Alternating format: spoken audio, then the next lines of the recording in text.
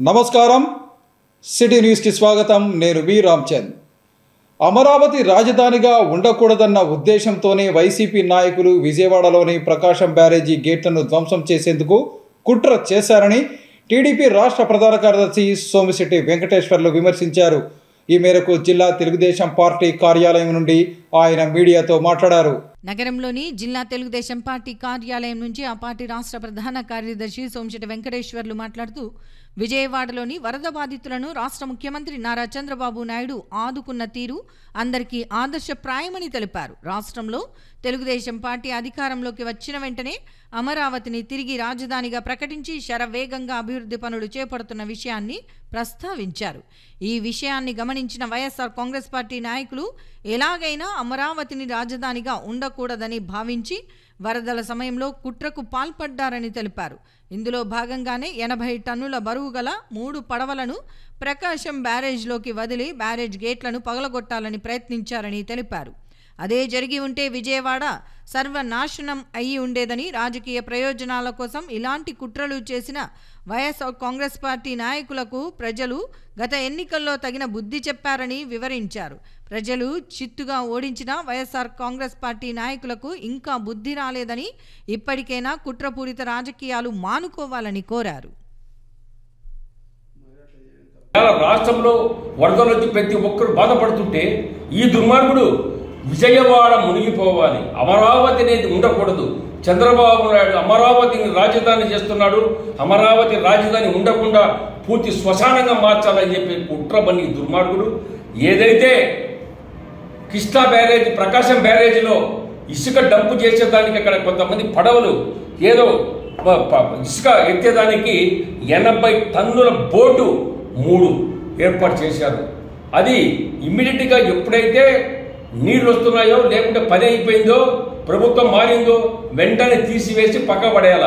కానీ ఈ దుర్మార్గుడు కుట్ర పన్నాడు, ఏదో విధంగా 80 టన్నులు ఒక్కటేసారి 3కి నిడిచేస్తే ప్రకాశం బ్యారేజ్ బద్దలైపోతుంది, ప్రకాశం బ్యారేజ్ పగిలిపోతే విజయవాడ సర్వనాశనం అయిపోయి శ్మశానం అయిపోతుంది, ఇంకా అమరావతి ఉండదు అనే కుట్రవన్నీ చంద్రబాబు నాయుడు అమరావతి పూర్తి చేసే పని పూనుకున్నాడు కాబట్టి అమరావతిని నేను నాశనం చేయాలని కుట్ర పని ఈ దుర్మార్గుడు ఇటువంటి కుట్ర పన్నితే భగవంతుడు చూస్తాడు, దుర్గామాత చూసింది, ఈ దుర్మార్గునికి ఏ విధంగా బుద్ధి చెప్పాలో చెప్పింది।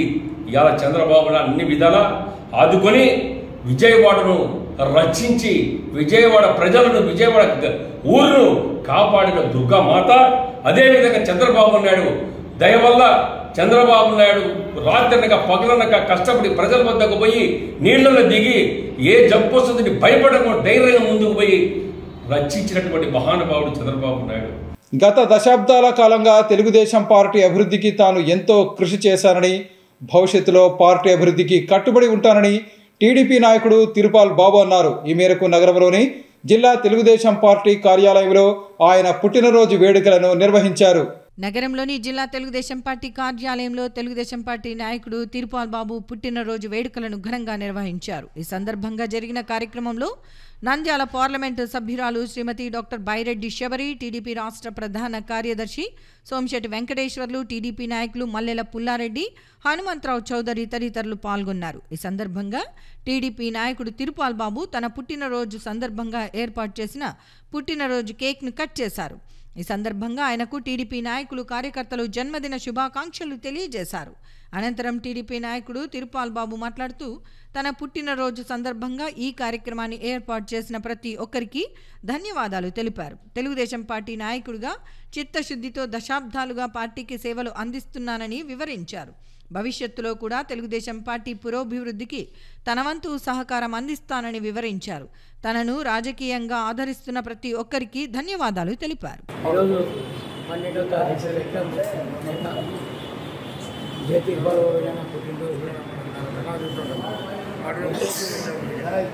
మన ఒడ్డెర కులస్తులందరూ కలిసి స్నేహితులతో కలిసి ఈరోజు కేక్ కట్ చేసి నాకు శుభాకాంక్షలు తెలిపినందుకు వాళ్ళకు పేరు పేరున అందరికీ శుభాకాంక్షలు తెలుపుతున్నాను।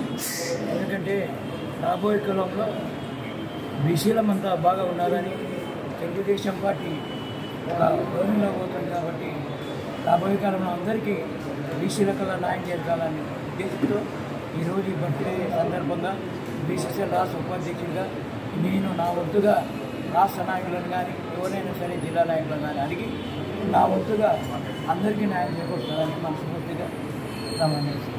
కర్నూలు నగరంలో లోకాయుక్త కార్యాలయం ప్రారంభించినప్పటి నుంచి 1321 ఫిర్యాదులను నమోదు చేసినట్లు లోకాయుక్త చీఫ్ జస్టిస్ లక్ష్మారెడ్డి తెలిపారు. ఈ మేరకు తన పదవీ విరమణ సందర్భంగా ఆయన విలేకరుల సమావేశం నిర్వహించారు. నగరంలోని లోకాయుక్త కార్యాలయంలో Lokayukta chief justice P Lakshmanareddy పదవీ విరమణ సందర్భంగా పాత్రికేయులతో సమావేశం నిర్వహించారు. ఈ సందర్భంగా చీఫ్ జస్టిస్ పి లక్ష్మణారెడ్డి మాట్లాడుతూ 2022 ఏప్రిల్ 18వ తేదీన ప్రారంభించడం జరిగిందని, అప్పటి నుండి ఈ రోజు వరకు లోకాయుక్త సంస్థ నందు 1321 ఫిర్యాదులు నమోదు అయినట్లు తెలియజేశారు. లోకాయుక్తగా పదవీకాలం ఈ నెల 14వ తారీఖు పూర్తి కావటం చేత ఆదివారం నుండి లోకాయుక్త విధులను ఉప లోకాయుక్త శ్రీమతి పి రజని నిర్వహిస్తారని తెలియజేశారు. 1972 సంవత్సరం నుండి ప్రముఖ న్యాయవాద వృత్తికి పునాది వేసుకున్నానని, కడప జిల్లా కోర్టులో న్యాయవాదిగా తన పేరు నమోదు చేసుకుని చిత్తశుద్ధి మరియు న్యాయపరమైన శ్రేష్టతో న్యాయవాదిగా తన ప్రయాణాన్ని మొదలుపెట్టి ప్రస్తుతం లోకాయుక్త చీఫ్ జస్టిస్గా విధులు నిర్వహిస్తూ ఈ నెల 13వ తేదీకి పదవీ కాలం ముగియనున్నందున పదవీ విరమణ చేయటం జరుగుతోందన్నారు.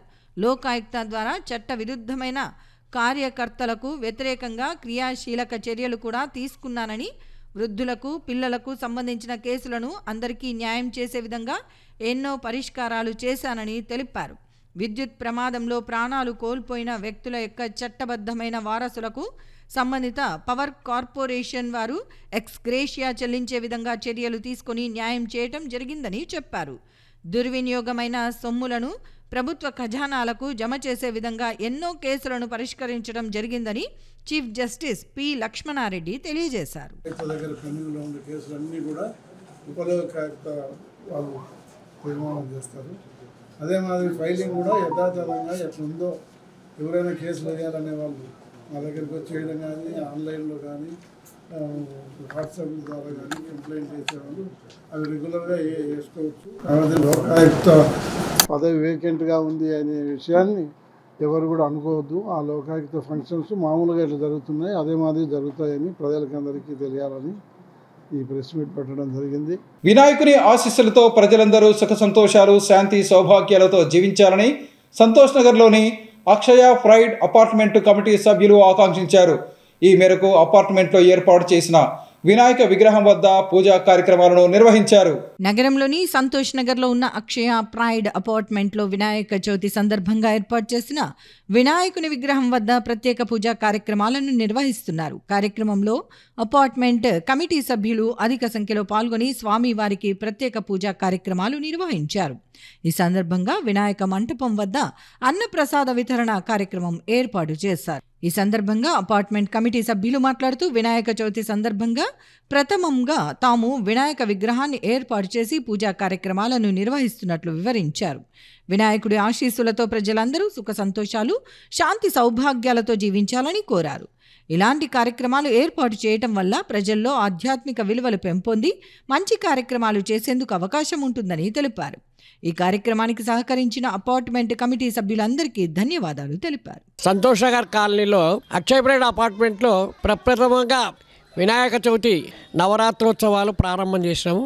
ఇక 5 రోజుల కార్యక్రమం నవరాత్రులు జరుపుకున్నాం. ఈ కార్యక్రమంలో ఈ అందరూ కూడా మా కమిటీ సభ్యులు, మా అపార్ట్మెంట్లో ఉండేవాళ్ళు అందరూ కూడా ఈ కమిటీలో పాల్గొన్నారు. చిన్న పెద్ద ఎక్కడ వ్యత్యాసం లేకుండా అందరూ కూడా సాంస్కృతిక కళారంగాల్లో, తర్వాత ఆటలలో కూడా చక్కగా పాల్గొన్నారు. తర్వాత నిన్న ఉదయం లలితా సహస్రనామ పారాయణము, లక్ష్మీ అష్టోత్తర పారాయణము సాయంకాలం కూడా జరిగింది. విష్ణు సహస్రనామ పారాయణము జరిగింది. ఈరోజు ఉదయం కూడా నిత్య పూజతో పాటు కూడా చక్కగా భజన కుమార్ గారి బృందం ద్వారా భజన కార్యక్రమాలు కూడా దిగ్విజయంగా జరుపుకుంటాయి. అన్నదానం కూడా చక్కగా జరిగింది. మొన్న ఆదివారం కూడా జరిగింది. ఇప్పుడు కూడా మళ్ళీ ప్రస్తుతం జరగబోతుంది. కర్నూలు నగరంలో కులమతాలకు అతీతంగా వినాయక చవితి వేడుకలు జరుపుకోవటం అభినందనీయమని కర్నూలు ఎంపీ బస్తిపాటి నాగరాజు తెలిపారు.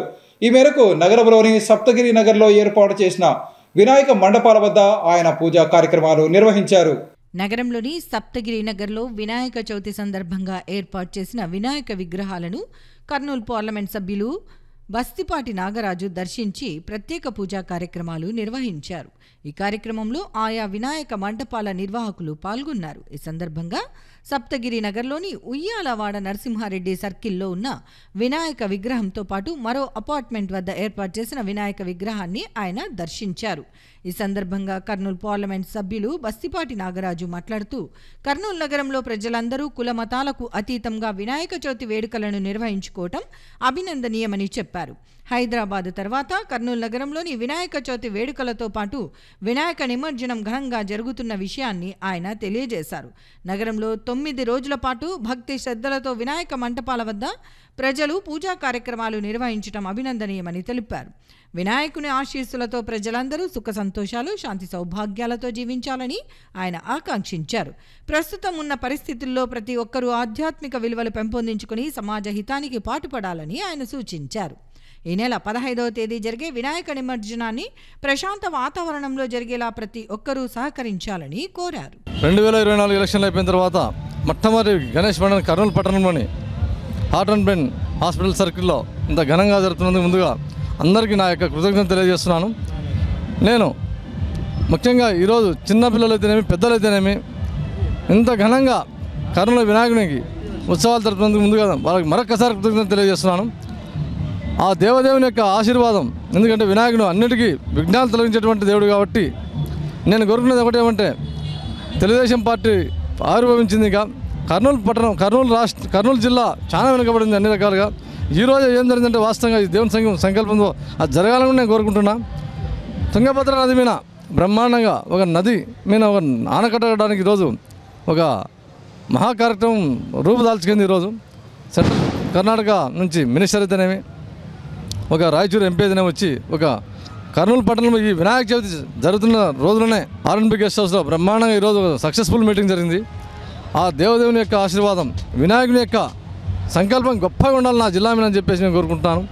ఎందుకంటే కర్నూలు జిల్లాను అన్ని రకాలుగా ఆదుకోవాలని చెప్పేసి, ఎందుకంటే మా జిల్లాకు ఎన్నో విఘ్నాలు అడ్డం ఉన్నాయి. ఎందుకంటే నీటిని పారిపోతున్నా కూడా మేము ఆపుకోలేకపోతా ఉన్నాం. ఆ విఘ్నాలన్నీ తొలగించాలంటే ఒక వినాయకునికి సాధ్యం కాబట్టి ఈ వినాయక చవితి సందర్భంగా నేను ఆ దేవుని మరొక్కసారి వేడుకుంటున్నాను. పెద్దలైతేనేమి పిల్లలైతేనే అందరూ వారి యొక్క వృత్తుల్లో నైపుణ్యం సాధించాలని చెప్పేసి ముగిస్తున్నాను. నగరంలో 9 రోజుల పాటు జరగనున్న వినాయక చవితి వేడుకలను వివిధ ప్రాంతాలలో ప్రజలు ఘనంగా నిర్వహిస్తున్నారు. ఇందులో భాగంగా నగరంలోని ఎన్ఆర్పేటలో ఏర్పాటు చేసిన వరసిద్ధి వినాయక భక్త బృందం ఆధ్వర్యంలో ఏర్పాటు చేసిన వినాయక విగ్రహం వద్ద ప్రత్యేక పూజా కార్యక్రమాలు నిర్వహించారు. నగరంలోని ఎన్ఆర్పేటలో వినాయక చవితి సందర్భంగా ఏర్పాటు చేసిన వినాయక విగ్రహం వద్ద ప్రజలు ప్రత్యేక పూజా కార్యక్రమాలను నిర్వహించారు. ఈ సందర్భంగా జరిగిన కార్యక్రమంలో ఎన్ఆర్పేటతో పాటు నగరంలోని వివిధ ప్రాంతాల నుంచి భక్తులు అధిక సంఖ్యలో పాల్గొని స్వామి వారికి ప్రత్యేక పూజా కార్యక్రమాలను నిర్వహించారు. ఈ సందర్భంగా జరిగిన కార్యక్రమంలో స్థానిక టీడీపీ నాయకుడు కౌశిక్, నరసింహులు, లక్ష్మణ, మురళి, సుధాకర్, రాముడు, శివ, వినోద్ తదితరులు పాల్గొన్నారు. ఈ సందర్భంగా వారు మాట్లాడుతూ గత 25 సంవత్సరాలుగా తమ ప్రాంతంలో వినాయక చవితి సందర్భంగా వినాయక విగ్రహాన్ని ఏర్పాటు చేసి పూజా కార్యక్రమాలు నిర్వహిస్తున్నామని తెలిపారు. 25 సంవత్సరాలు పూర్తి అయిన సందర్భంగా ఈ ఏడాది మరింత ఘనంగా వినాయక చవితి వేడుకలను నిర్వహించుకుంటున్నట్లు తెలిపారు. వినాయకుని ఆశీస్సులతో ప్రజలందరూ సుఖ సంతోషాలు శాంతి సౌభాగ్యాలతో జీవించాలని వారు కోరారు. కార్యక్రమాన్ని రాజ్యసభ మాజీ సభ్యులు టీజీ వెంకటేష్, రాష్ట్ర మంత్రి టీజీ భరత్ సహకారంతో కొనసాగిస్తున్నామని వారు తెలియజేశారు. 25 ఇయర్స్ అయిందండి. వీళ్ళు కంటిన్యూగా పెడుతూ ఉన్నారు. ప్రతిసారి అన్నదానం కానీ విగ్రహం కానీ లేకుంటే ఇది కానీ చాలా గొప్పగా చేస్తారు. ఈసారి 25 ఇయర్స్ అయినందుకు కొంచెం పెద్ద ఎత్తున అన్నదానం కానీ విగ్రహం కానీ కొంచెం టీజీ వెంకటేష్ గారు, టీజీ భరత్ గారి సహకారంతో బాగా చేశారు. ఈసారి ఎన్ఆర్పేట నుంచి 25 సంవత్సరాలు సిల్వర్ జూబిలీ అయింది. టీజీ వెంకటేష్, టీజీ భరత్ తరపున ప్రతి సంవత్సరం ఈ వినాయకుని ఉత్సవాలు కార్యక్రమం జరుపుతాము. కావున ఈ ఎన్ఆర్పేట భక్తులు అందరూ ఆశీస్సులతోనే ఈ వినాయకుని ఇంత ఉత్సాహంగా నిర్వహిస్తాము. అన్నదానము, తర్వాత కార్యక్రమాలు, ఆటల పోటీలు, పూజలు అన్ని కార్యక్రమాలు సక్రమంగా జరిపిస్తాము. ఇట్లా అందరి సహకారంతోనే ఈ వినాయకుని ఉత్సవాలు ప్రతి సంవత్సరం జరుపుతున్నాము. అందుకని మీ ఆశీస్సులు ఉండాల్సిందిగా కోరుచున్నాను. ఈ నెల 14వ తేదీ పరివర్తన ఏకాదశి సందర్భంగా నగరంలోని గీతా ప్రచార ధామంలో సంపూర్ణ భగవద్గీత పారాయణం కార్యక్రమాన్ని నిర్వహిస్తున్నట్లు గీతా ప్రచార సంఘం అధ్యక్షుడు డివి రమణ తెలిపారు. ఈ కార్యక్రమంలో ప్రజలు అధిక సంఖ్యలో పాల్గొని విజయవంతం చేయాలని ఆయన కోరారు. నగరంలోని సంకల్బాగ్లో ఉన్న గీతా ప్రచార ధామంలో జరిగిన కార్యక్రమంలో గీతా ప్రచార సంఘం అధ్యక్షుడు డివి రమణ మాట్లాడుతూ ఈ నెల 14వ తేదీ పరివర్తన ఏకాదశి సందర్భంగా గీతా ప్రచార ధామంలో సంపూర్ణ భగవద్గీత పారాయణ కార్యక్రమాన్ని నిర్వహిస్తున్నామని తెలిపారు.